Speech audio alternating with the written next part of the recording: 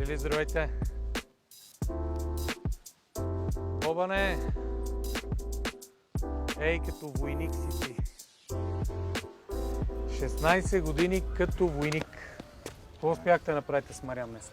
Всичко е готово. Боби е дясната ми ръка, човека, който е начало на най-доброто комунално звено в София. Имам тая претенция да го кажа. Докато сме в двора на Янслата, е много важно да кажем, че строителя за негова сметка направи дренаж в целия двор, тъй като тук имаме проблем с високите подпочвени води. Разбира се, санира целият ивичен фундамент на оградата за негова сметка и санира металната част. Това са все дейности, които не бяха залегнали в заданието, но строителя прецени, че е важно да бъдат оправени, за което благодарим. Този корпус е реализиран в периода 2007-2011 година, след което бяха открити нови детски групи.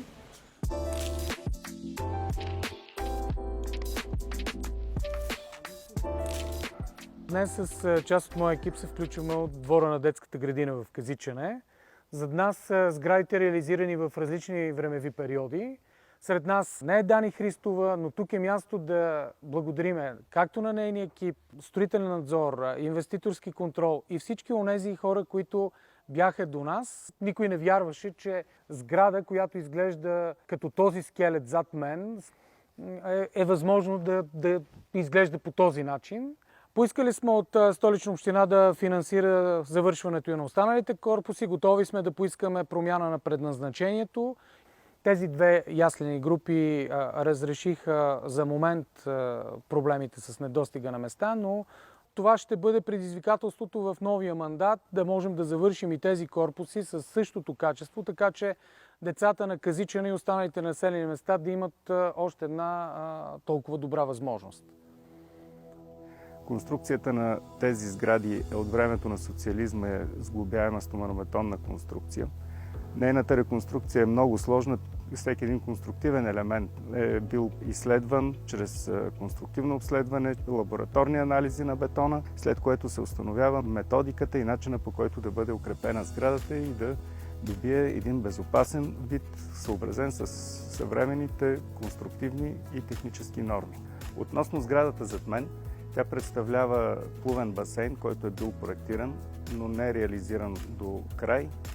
Една от идеите е да се доведе част от топлата минерална вода за отопление на детската градина, тъй като минералните извори бяха предоставени на разположение на районните администрации, по-конкретно на кмета на район Панчарево. Новопроектираната сграда отговаря на всички съвременни норми за енергийна ефективност.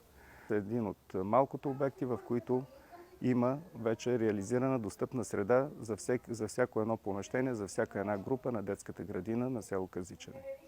Без да имам претенции и сантимент към миналото, това е бетон, който е правен по времето на БКП. Едно не може да се отрече, че е здрав.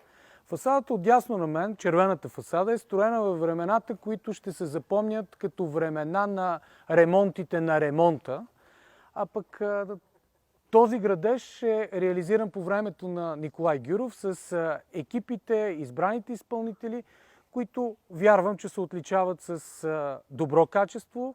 Задали сме добри стандарти, които ще надграждаме в следващия мандат. Качихме се на покрива на детската градина не за да ви покажем проблеми. Ние ви показахме как има решение на тези проблеми, тогава когато има експертиза, има мисъл, има отдаденост на работата. Тогава когато работата ти носи онова вътрешно удовлетворение, което се стремиш в работата си с гражданите да даваш продукт. Тук пред нас се откриват невероятните богатства пред този град. Зад гърба ми е Стара планина, на изток се отваря Софийското поле, насреща ми е Лозенска планина и разбира се на запад се отварят Витоша и кварталите от Витошката яка. Невероятна е столицата ни, невероятен е нашият район.